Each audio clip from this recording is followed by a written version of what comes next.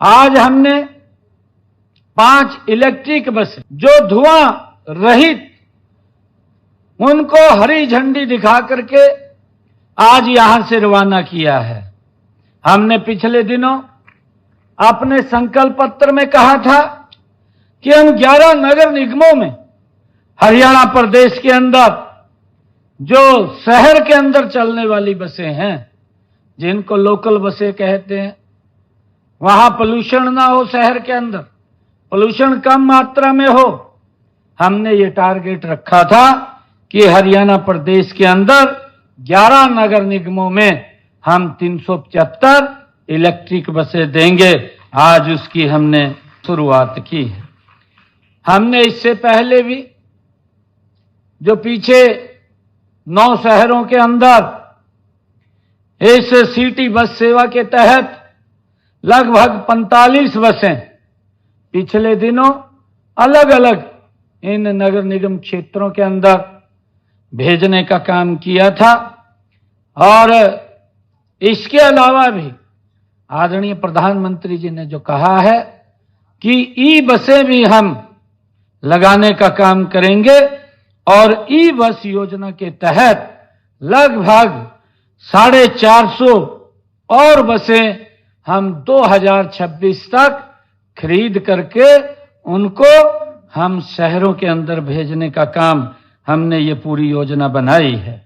और ये बसें 6 शहरों के अंदर ये जाएंगी, चाहे गुरुग्राम हो, फरीदाबाद हो, या पानीपत हो, यमुनानगर हो, रोहतक हो, हिसार हो, ये इन सभी शहरों में भेजने का काम हम जल्दी ही करेंगे। 30 करोड़ रुपया अब की बार बजट में प्रावधान किया है प्राकृतिक खेती के लिए, उनको सुविधाएं देने के लिए। मैं आज प्राकृतिक खेती की जो, क्योंकि किसान कई बार यह बात बोलते हैं भी हमें प्राकृतिक अनाज तो पैदा कर देते हैं परंतु उसका लाभ हमें पूरा दाम नहीं मिलता।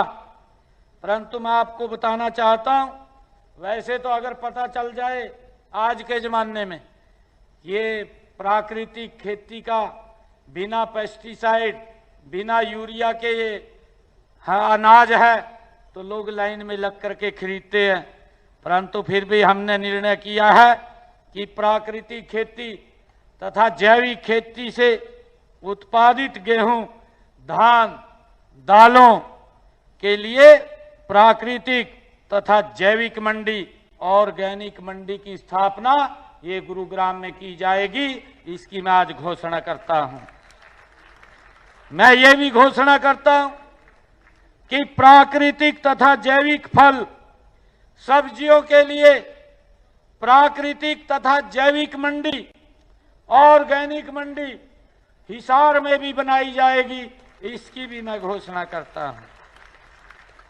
और इन दोनों प्राकृतिक और जैविक मंडियों, ऑर्गेनिक मंडियों में उत्पादन की जांच हेतु प्रयोगशालाएं भी स्थापित की जाएंगी, जिससे हमारे ये प्रयोगशालाएं गरौंडा, सिरसा में फल सब्जियों में कीटनाशकों की, किसानों की फसल की निःशुल्क जांच करेंगे।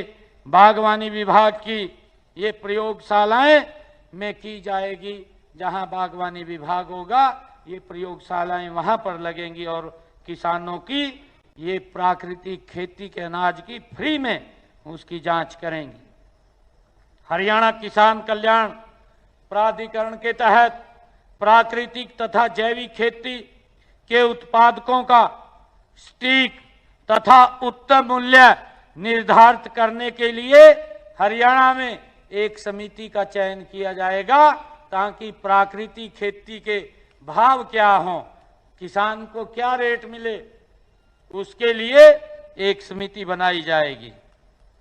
प्राकृतिक खेती प्रोत्साहन के लिए खंड पुंडरी कैथल में कृषि विभाग की 53 एकड़ भूमि प्राकृतिक खेती करने वाले किसानों को नीलामी में पट्टे पर दी जाएगी, ये भी हमने निर्णय किया है। पंचायत स्तर पर प्रत्येक पंचायत में उपलब्ध कुल पंचायती भूमि में से 10% भूमि या कम से कम 1 एकड़ भूमि पर प्राकृतिक खेती के लिए आरक्षित की जाएगी। यह भूमि केवल भूमिहीन, जिनके पास भूमि नहीं है, ऐसे लाभार्थियों को नीलामी के माध्यम से वो दी जाएगी। इसकी भी मैं आज घोषणा करता हूं। सरकारी या पंचायती जमीन पर जो भी किसान प्राकृतिक खेती करेगा, उन किसानों को भी प्राकृतिक खेती योजना के तहत वित्तीय प्रोत्साहन के रूप में कच्चे माल के भंडार पर संस्करण के लिए 4 ड्रम की खरीद पर 3,000 रुपये प्रति किसान दिया जाएगा। एक देसी गाय की खरीद पर 30,000 की सब्सिडी दी जाएगी।